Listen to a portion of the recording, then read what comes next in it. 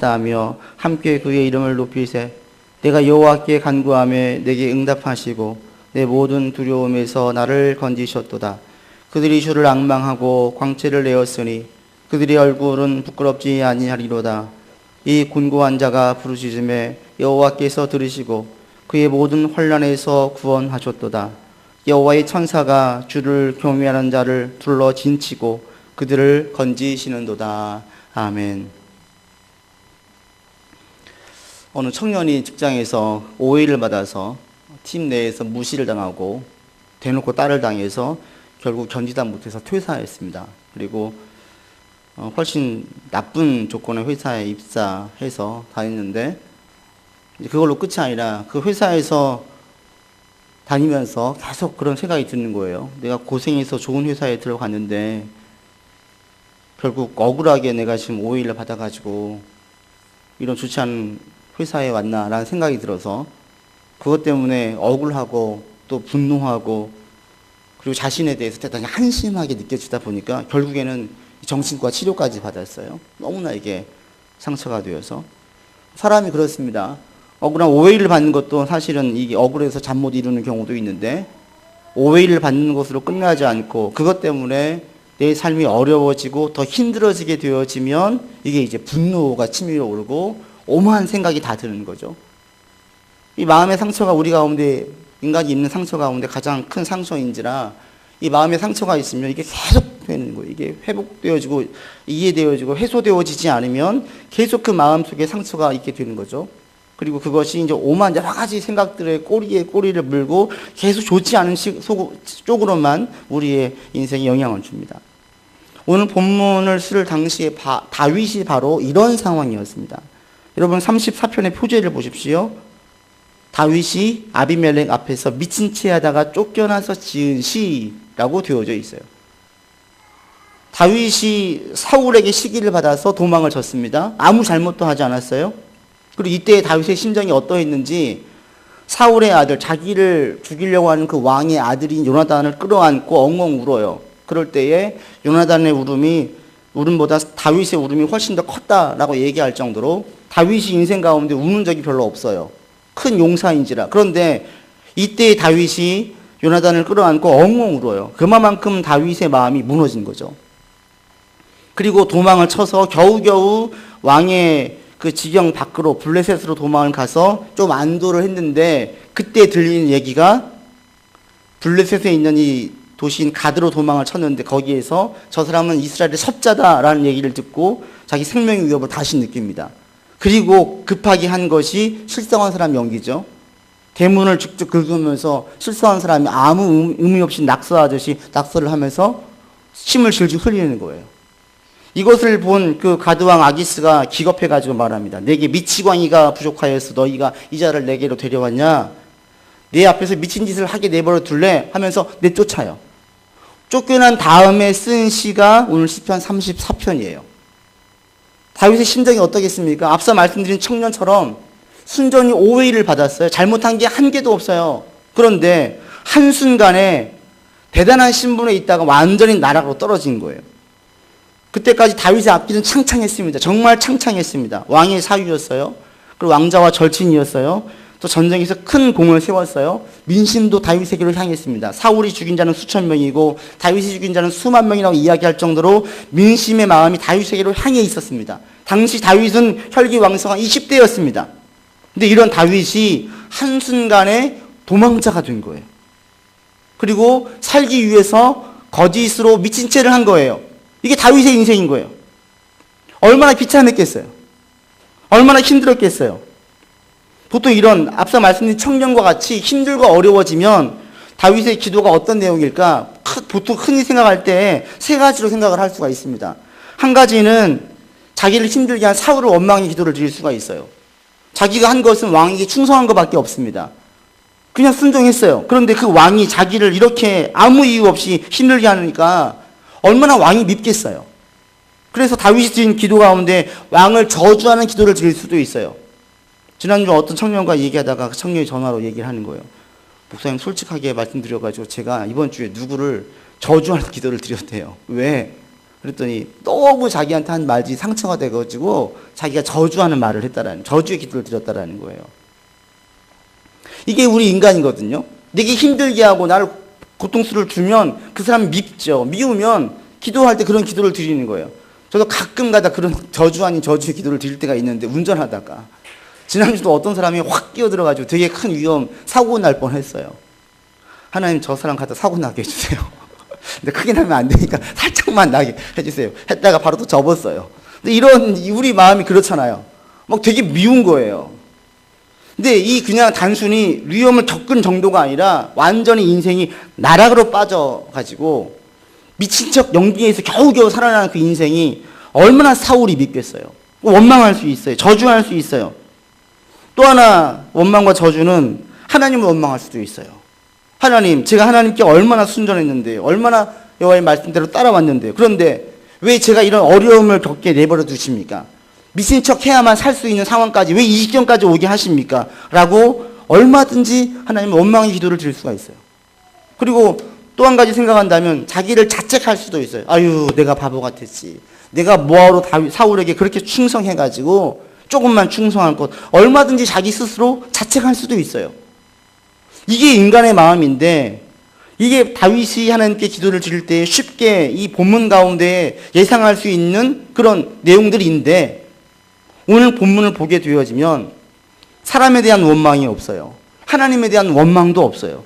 또 자기 처지에 대한 비관함도 없어요.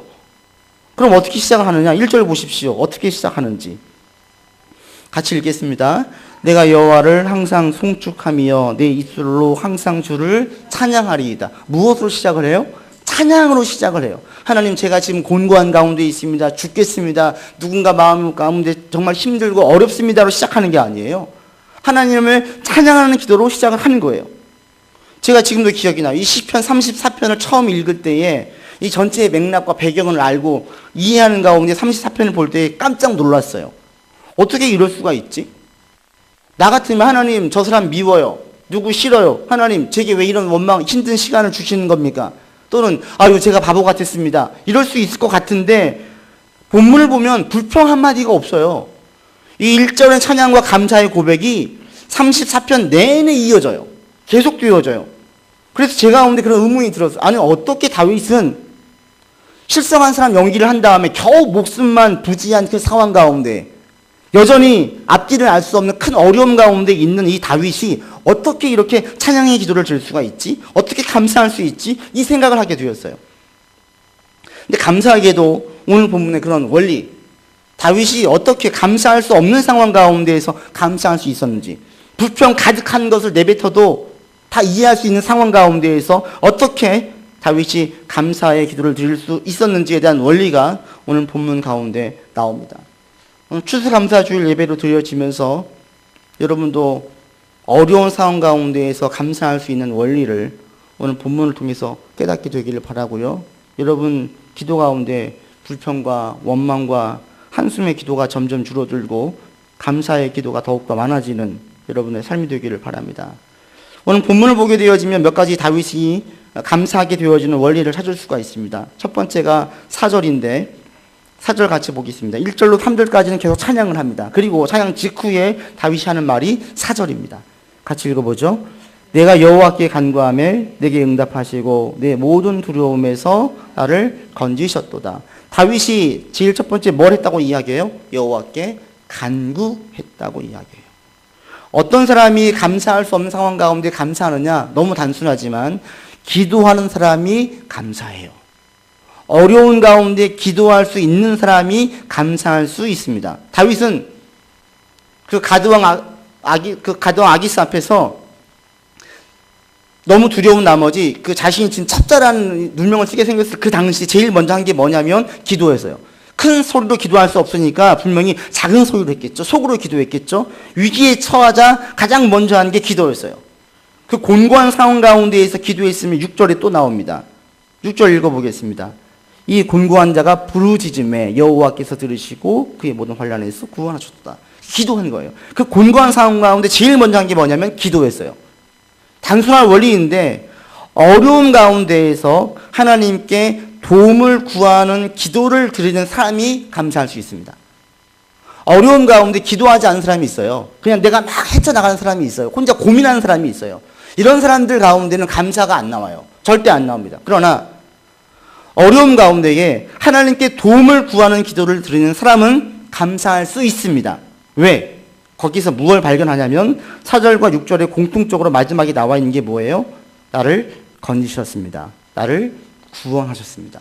하나님께서 건져주신 것, 구원도 건짐이죠. 건져주시는 것을 자기 스스로 느껴요. 아, 날 건져주셨구나 라고 느끼기 때문에 감사할 수 있게 되는 겁니다. 이게 어떤 원리냐면 본문 나와 있지 않지만 제가 조금 더 상상해가지고 풀어내면 이래요. 다윗이 위기에 처하자 하나님께 간절히 기도를 드렸어요. 하나님 큰일 났습니다. 제가 지금 이거 잘못하면 죽게 생겼습니다. 그때 그런 기도를 드리고 나자 급하게 드는 생각이 있었어요. 그게 뭐냐? 여기서는 빠져나갈 방법이 없다. 실성한 사람으로 변장하는 것밖에 없다 하고 실성한 연기를 한 거죠. 머리 풀어 헤치고 수염에 침을 흘리고 벽을 긁어대면서 연기한 거예요. 그럼 어떤 마음이겠어요? 이 연기가 통해야죠. 이 연기를 보고 아 진짜 얘는 미쳤다라고 느껴야죠. 다윗이 어디 연기해 본 적이 있습니까? 처음이죠.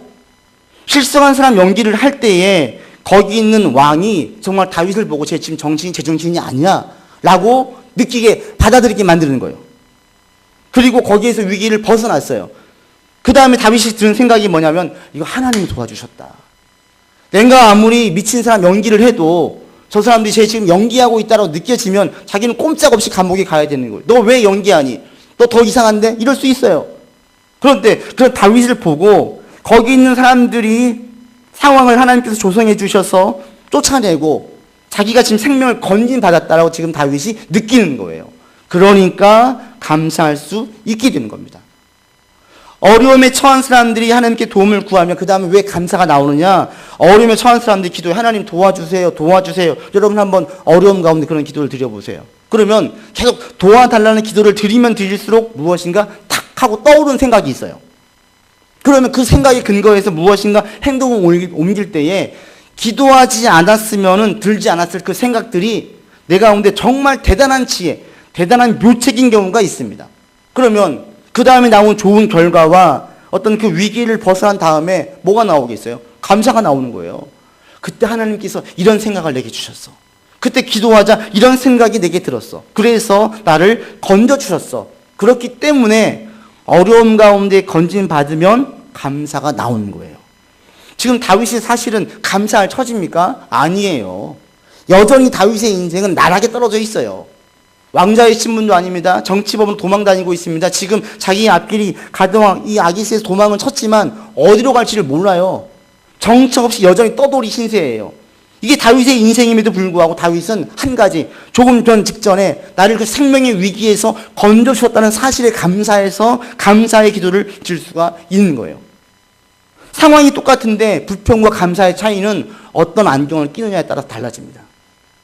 그 상황을 바라볼 때에 하나님이 없는 사람들, 자기 혼자 견뎌내는 사람들은 견뎌내고 나면 더 독해져요. 그런데 힘들고 어려울 때 하나님 의지에서 견디는 사람들은 감사가 나와요. 지금 여러분 가운데 어떤 힘들고 어려움이 있습니까? 기도하세요. 꼭 기도하시기를 바랍니다. 하나님 이거 도와주세요. 이거 너무너무 힘듭니다. 누구 때문에 죽겠습니다. 기도하세요. 계속 기도하시면서 도와달라고 기도하세요. 하나님 도와주세요. 도와주세요. 도와주세요 라고 기도를 하면 그때 딱 드는 생각이 있어요. 또는 내 가운데 다른 마음이 들 수도 있어요. 상황에 대해서 달리 보고 싶은 생각, 달리 보아지는 경우도 있어요. 그러면 그게 그 큰 어려움 가운데 조금 개선시켜 주세요. 완전히 상황이 좋아지지 않았어도 그 작은 문제는 해결될 수 있어요. 그러면 그 마음 가운데 뭐가 있어요? 하나님께서 나를 도와주셨어. 이 문제에서 해결해 주셨어. 그래서 감사할 수 있게 되는 겁니다. 여러분 문제가 있을 때마다 우리 인생에 계속 문제가 있지요. 문제가 있을 때마다 그 문제 앞에서 하나님 도와주십시오라는 기도를 계속할 수 있는 여러분 되기를 바랍니다. 계속 기도하세요. 그러면 분명히 여러분은 불평의 사람이 아니라 감사의 사람으로 바뀌어져요. 상황이 어떠하든지 간에 상관이 없이 감사의 사람으로 바뀌어집니다. 다윗이 감사의 사람으로 설 수 있었던 이유가 바로 여기에 있어요. 힘들고 어려울 때 하나님 도와주세요. 이 기도를 제일 먼저 한 거예요. 그 다음에 또 한 가지 원리가 7절에 나옵니다. 7절 같이 읽어보죠. 여호와의 천사가 주를 경외하는 자를 둘러 진치고 그들을 건지시는도다. 지금 여호와의 천사가 주를 경외하는 자를 둘러 진친다라고 얘기하고 있는데, 이 주를 경외하는 사람들을 천사가 보호한다, 이 고백은 사실은 여기에는 다윗 자신도 포함돼요. 주를 경외하는 자들 여러 명을 이야기하는 것 같지만 사실은 이 얘기는 자기 자신에게 하는 말이에요. 다윗이. 내가 지금 주를 경외하는 자예요. 때문에 하나님께서 이런 나에게 건져주신다라는 거예요. 즉 7절에서 나올 수 있는 또 한 가지 원리는 뭐냐면, 하나님께서 특별하게 나를 지금 보호하고 계신다. 나는 하나님의 특별한 보호를 받고 있다고 확신하는 사람이 감사해요. 불평한 상황 가운데에서 나는 지금 하나님의 특별한 보호 가운데 있어. 하나님 지금 나를 보호해 주시오. 이걸 확신하는 사람이 감사가 나와요. 다윗이 지금 그 확신이 있기 때문에 감사하는 거예요. 하나님께서 나를 지금 특별히 천사를 보내주셔가지고 나를 둘러 진쳐서 보호하고 계셔. 나는 하나님의 특별한 보호 가운데 있어. 이 15절, 여러분 15절 보십시오. 여호와의 눈은 의인을 향하시고 그의 귀는 그들의 부르짖음에 기울이시는도다. 18절 한번 보십시오. 여호와는 마음이 상한 자를 가까이 하시고 충심으로 통기하는 자를 구원하시는도다. 이것도 결국 자신에게 하는 말이에요. 내가 지금 의인이에요. 난 여호와의 말씀 따라갔어요. 하나님 그러면 어떻게 해요? 나를 보고 있대요. 내 소리에 귀를 기울이신대요. 그리고 18절에 나는 지금 마음이 상했어. 이게 자기예요. 근데 이렇게 통일하는 사람들을 주님은 가까이 하신다. 지금 하나님이 내 가까이 계시고 내가 하는 말을 잘 들으시고 하나님께서 시선은 나를 주목해서 보고 계시고 그래서 나를 특별히 지금 보호하신 가운데 있다. 내 인생은 하나님의 특별한 보호 가운데 있다라고 지금 다윗은 이 고백을 하는 겁니다. 이 고백이 다윗은 인생 가운데 계속되었어요. 하나님은 지금 나를 특별히 보호하십니다. 이것이 다윗 가운데에는 확실하게 있었어요. 누가 감사할 수 있느냐? 불평할 수 없는 상황 가운데서 누가 감사할 수 있느냐? 하나님은 나를 특별히 보호하셔. 이거를 확신하는 사람들은 감사가 나와요. 나는 하나님의 특별한 보호 아래 있는 사람이야. 나를 특별히 보호해 주셔. 나를 특별히 지켜주셔. 이걸 확신하면, 이 확신이 강하면 강할수록 불평이 아닌 감사를 하게 되어져요.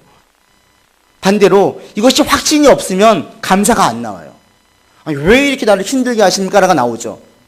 특별히 보호 아래 있어. 이걸 느끼면 무슨 뜻이 있으실 거야. 지금 내 이 고난, 어려움이 무슨 뜻이 있으실 거야. 여전히 나는 주님 특별한 보호 아래 있어. 이거예요. 다윗은 어떻게 이것을 확신할 수 있었습니까? 사무엘에게 기름 받은 부름 받으면서 확신할 수 있었어요. 나는 일반 사람이 아니야. 나는 나중에 왕이 될 사람이야. 특별히 선택받은 사람이야. 이것이 다윗 가운데 강하게 있었습니다. 우리 신앙도 마찬가지예요. 여러분 가운데에 하나님 나를 특별히 불렀어. 나를 구원하신 거, 나를 선택하신 거, 지금 나를 이 자리에 있게 하신 것은 하나님의 특별한 보호하심과 섭리 가운데 있는 거야. 이걸 확신하면 할수록 감사가 나와요. 이것이 불확실하면 감사가 안 나와요. 이런 경험을 참 자주 해요. 상담을 하다 보면 어떤 분들은 정말 하나님께서 정말 저 사람 부른다라는 것을 강하게 느끼는 분들이 있어요. 모든 게 다 괜찮아요. 다 괜찮아요. 그런데 본인들 계속 공허함을 느껴요. 허함을 느껴요. 다른 사람 영적으로 둔감해져 있는데 영적으로 대단히 예민해져 있는 분들이 있어요. 이런 분들은 세상의 것들로 절대 만족하지 못하죠. 이게 진짜가 아닌 걸 알기 때문에. 그러니까 이런 분들을 보게 되어지면 정말 저 사람은 하나님께 택하셨다. 본인도 느껴요. 하나님께서 나를 지금 택하셨어. 이 택함 받은 사실이 우리 가운데 강하게 확실하게 다가오면 그 사람은 어떤 어려운 상황 가운데에서도 감사할 수 있어요. 왜? 나를 특별히 택하셔서 그 수십억의 인구 중에서 내 이름을 아셔. 나를 택하셨다는 것은 나를 보호하시는 것을 말씀하시고 심지어 예수님께서 말씀하실 때 우리 머리카락까지 세심바 될 정도로 세심하게 다 관심하고 가시고 계셔. 근데 내게 왜 이런 어려움이 있어? 나를 특별히 사랑하시는데 이 어려움을 주는 것은 무슨 이유가 있을 거야로 이해를 하는 거예요. 근데 특별한 보호함이 없다라고 생각을 하면 나를 지금 방치하시나 봐. 왜 이렇게 나를 무심하시는 거야? 왜 이렇게 내게 어려움을 이렇게 내버려 두시는 거야? 확신하지 못하면 불평이 나오는 거예요. 그러나 보호하심을 확신하면 감사가 나오는 거예요. 여러분들이 하나님의 특별한 보호를 받는 사람이라는 확신이 있기를 바랍니다. 여러분 지금 이 자리에 앉아있는 것 자체가 이거 우연이 아니에요. 아무나 앉아있는 게 아니에요. 우리에게 우열은 없어요. 다 하나님의 섭리와 인도하심과 특별하게 이끄신 목적이 있기 때문에 지금 내가 여기에 앉아 있는 거예요. 근데 이것을 이제 경험하고 깨닫게 되어지고 이러면 이제 그게 막 은혜가 샘솟듯 막 솟아나오는 겁니다. 야, 이런 하나님의 인도하심이 있었구나. 이런 예정하심과 이끄심이 있으셔. 지금 내가 여기에 있기까지 이끌어 주셨구나. 그러면 그것이 어떤 안심, 안정감을 느끼는 거예요. 그러면 그 상황이 힘든 상황이지만 거기에서 감사가 나오게 돼요.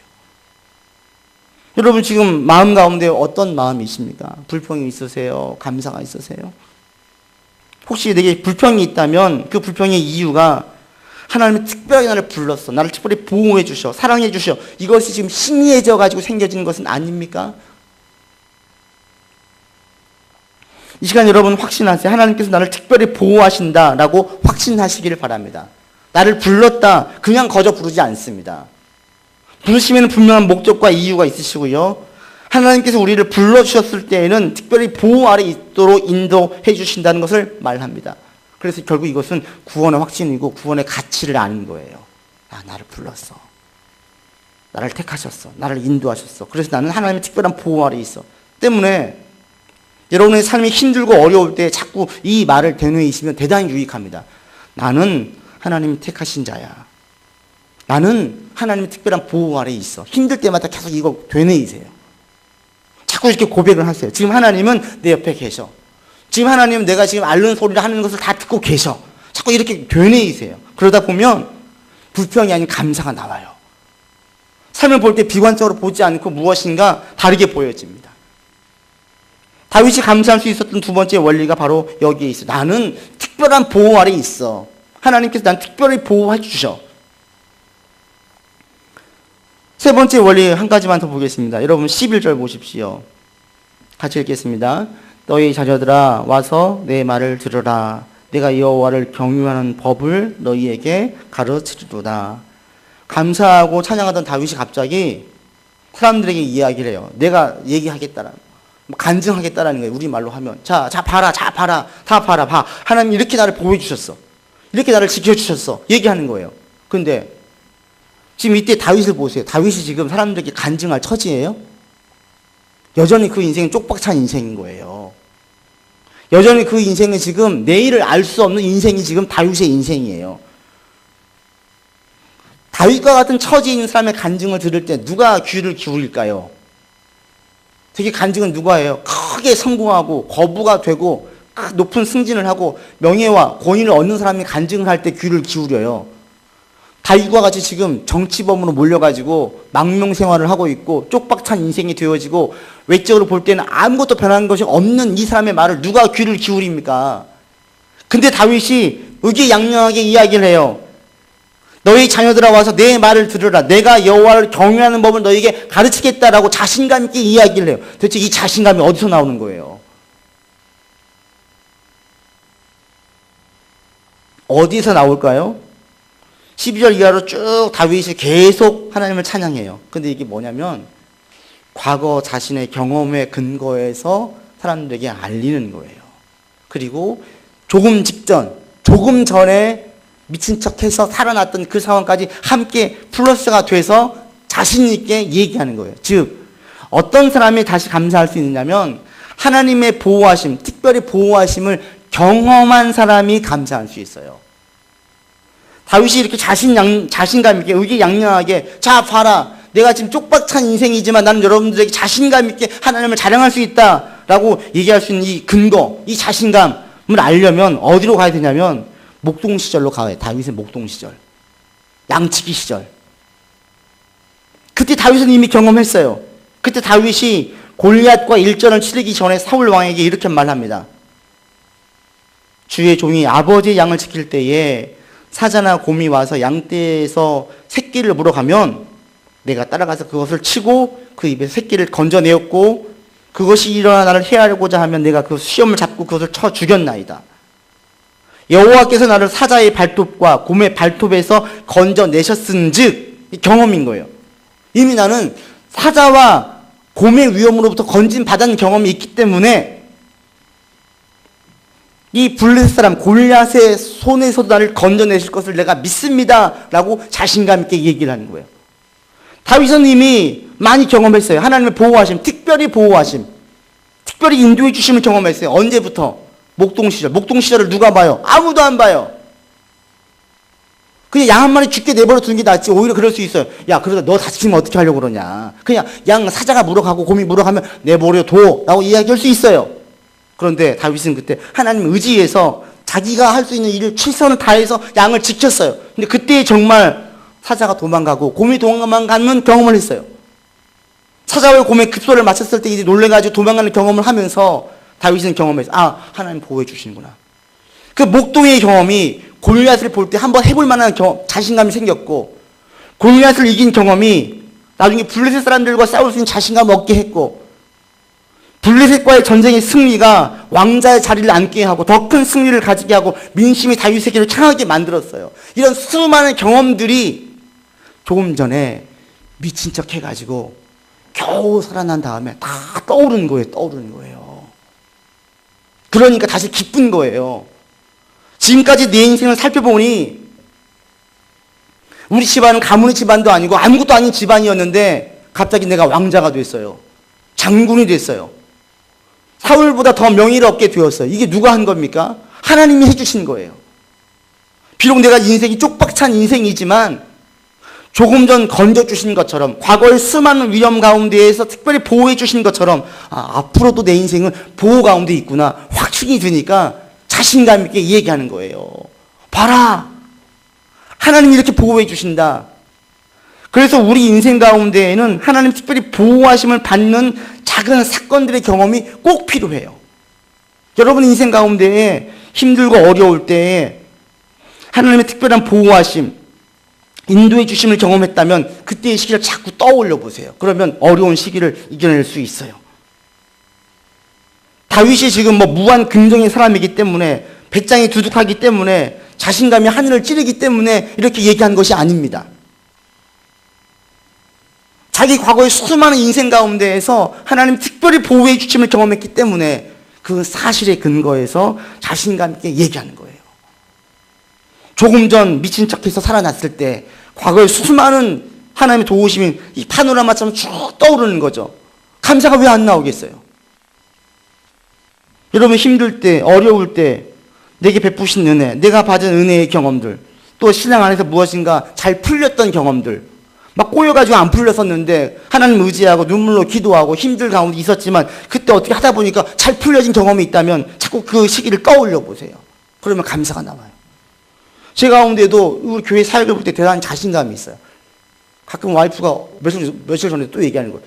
당신은 뭘 그렇게 긍정적이야. 이게 긍정의 사람이에요.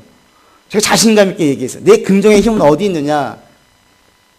내가 중고등부 때, 청년 때, 그 다음에 교회 사역을 할 때 하나님께서는 수많은 부흥의 역사를 보게 해주셨어요. 한 번도 전도 집회도 하지 않았어요. 사람들 끌어들이려고 막 전도도 막 하지 않았어요. 그런데 제가 맡았던 부서들은 다 2배 이상 부흥을 했어요. 어디 있었지? 가만 보면 정말 하나님 영혼을 사랑하는 마음 가운데 그들을 대했어요. 그래서 자연스럽게 부흥시켜준 경험이 제 안에 자신감을 갖게 만드는 거예요. 그때 도와주셨어. 그때 인도해 주셨어. 그래서 가끔씩 사람 한 사람 두 사람 때문에 흔들리다가도 그때 일을 떠올리면 자신감이 생겨요. 사람 볼 거 없어. 내가 뭐하러 사람을 봐. 누가 떠나가고 누가 오고 이거에 지나치게 연연할 거 없어. 왜? 하나님께서 때가 되면 보내주시고 때가 되면 성장하게 해주시고 때가 되면 부흥시켜 주셔요. 사람에 매이면 그때부터 이게 더진 거예요. 매일 필요가 없어요. 그 힘이 과거의 수많은 은혜의 경험과 부흥의 경험들이 제 안에 있기 때문에 이것이 제 자신감이 되어지고 그때를 생각하면 힘이 나요. 지금 우리 교회도 한번 돌아봤습니다. 감사가 나오죠. 이제 거의 만 3년이 되어 가요. 아직 내년 2월에 와야 만 3년이 되지만 정말 여러분들 볼 때 다 감사가 되어져요. 한 분 한 분을 볼 때에 우리 교회가 외적으로 볼 때 뭐가 있어요? 대형 교회, 조직적인 교회를 볼 때 가진 게 뭐가 있어요? 없어요. 그럼에도 불구하고 우리 교회를 귀한 교회로 알고 자기 주어진 자리에서 신실하게 성실하게 가는 그 성도들을 볼 때 그냥 감사가 나오는 거예요. 그리고 우리 아이들 볼 때도 감사가 나와요. 새로운 아이들도 있어서 감사하지만 교회 내에서 자라는 아이를 볼 때에도 감사가 나와요. 서한은 우리 교회 첫 번째 태어난 아이예요. 처음 유아세례 받은 아이예요. 태어나가지고 정말 그냥 생명 덩어리였었는데, 그냥 생명만 있었던 그 덩어리가 어느 순간 기기 시작하고, 걷기 시작하고, 말하기 시작하고, 자기 의사를 표현하기 시작을 해요. 어찌 이게 감사가 안 되겠어요? 현도가 교회를 나오면서 밥 먹을 때 기도를 해요. 이 얘기를 들을 때 어떻게 감사가 안 나와요? 하은이가 교회 오면서 집에를 안 가려고 해요. 엄마 아빠가 빌어야 돼요. 제발 가자. 안 가려고 해요. 새로 나온 아이들이, 처음 교회 나온 아이들이 있어요. 왜 감사가 안 나오겠어요? 우리 교회 가운데 생명이 있게 하시고 자라게 하시고 그런 아이들이 주님을 찬양하게 만들어요. 외적으로 볼 때에는 크게 가지 않는 것 같은데 안에서는 생명들이 계속 자라고 있어요. 성장하고 있어요. 이게 왜 감사가 안 되겠어요? 때문에 이런 감사들에 근거할 때에 앞으로 우리 교회를 볼 때 감사가 나오는 거예요. 여러분이 어떤 상황 가운데 있을지 있다 할지라도 여러분 삶 속에서 하나님께서 인도해 주시고 특별히 보호해 주신 경험들을 반드시 자꾸 떠올려 보시길 바랍니다. 혹시 내 가운데에 직접적인 그런 경험이 없다면 간접적인 경험도 괜찮아요. 떠올려 보세요. 내가 어떤 공동체에 있을 때 그 공동체에서 어떤 역사를 내가 보았어. 누군가 인생을 보면서 어떤 단체를 보면서 그 역사를 보았다면 그때를 떠올려 보세요. 그러면서 그 역사들이 내게 있기를 기대하세요.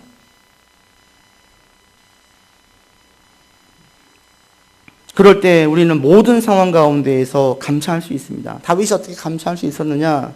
오늘 본문에서 세 가지를 제가 말씀드렸어요. 첫 번째, 어려울 때 기도하십시오. 하나님 도와주세요. 너무 단순해요. 그러나 안 해요, 사람들이. 도와달라고 기도하세요. 계속 기도하세요. 답이 안 나와도, 힘들어도. 그러면 그때 드는 생각이 있어요. 그때 마음에 고쳐먹게 주시는 마음이 있어요. 계속 기도하세요. 그 다음에 두 번째, 하나님께서 나를 특별히 선택하시고 보호한 사람이라는 사실을 자꾸 되뇌이세요. 나는 하나님 특별히 선택받은 사람이야. 하나님 내 인생 망가지게 안 하실 거야. 보호하실 거야. 지켜주실 거야. 그 다음 세 번째로 자꾸 선포하세요. 그런 경험들을 있게 만들고 그런 경험이 있다면 그 경험을 자꾸 되뇌이세요. 선포하세요. 그때 이렇게 도와주셨으니까, 그때도 이렇게 지켜주셨으니까 지금도 지켜주실 거야. 지금도 보호해 주실 거야. 그러면 우리 가운데 남들 볼 때는 무한 긍정의 사람이 될 수 있고 자신감이 하늘을 찌를 수가 있고 배짱이 두둑한 사람이 될 수가 있어요. 그리고 결국 모든 상황에서 바울이 이야기한 것처럼 범사에 감사하는 사람이 될 수 있습니다. 여러분, 범사에 감사할 수 있기를 바랍니다. 이것이 그냥 오지 않아요. 다윗이 했던 이런 원리들을 여러분 것으로 삼으셔서 여러분 가운데 감사가 가득한 분들 되기를 주 이름으로 권면을 드립니다. 기도합시다. 하나님, 추수감사주의를 맞이해서 하나님께 감사함으로 나아갑니다. 내 상황이 어떠하든지, 지금 내 형편이 어떠하든지, 다윗이 감사했던 것처럼 이 감사가 우리 가운데 끊임없이 계속될 수 있도록 인도하여 주시옵소서.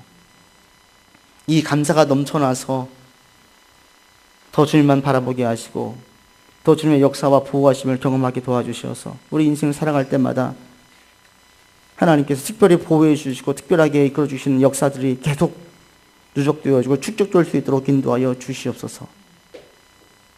이것이 우리 인생을 살게 하고 이것이 우리 인생 가운데 주님이 소망이십니다 라는 고백이 절로 나올 수 있도록 이끌어 주시옵소서. 우리 시제를 가운데에 힘들고 어려운 지지들이 있습니다. 주님께 도움 구하기 싸우니 하나님 도와주십시오. 건강도 지켜주시고 생각도 고쳐주시고 상황도 개선시켜 주셔서 하나님 특별히 보호해 주시고 지켜주셨음에 감사하고 자랑할 수 있도록 주여 인도해 주십시오. 비록 내 처지와 형편은 많이 개선된 것이 아니지만 그럼에도 이 어려운 상황 가운데에서 보호해 주셨습니다. 지켜주셨습니다 라고 자신 있게 얘기할 수 있는 거리들을 우리 인생 가운데 허락하여 주시옵소서.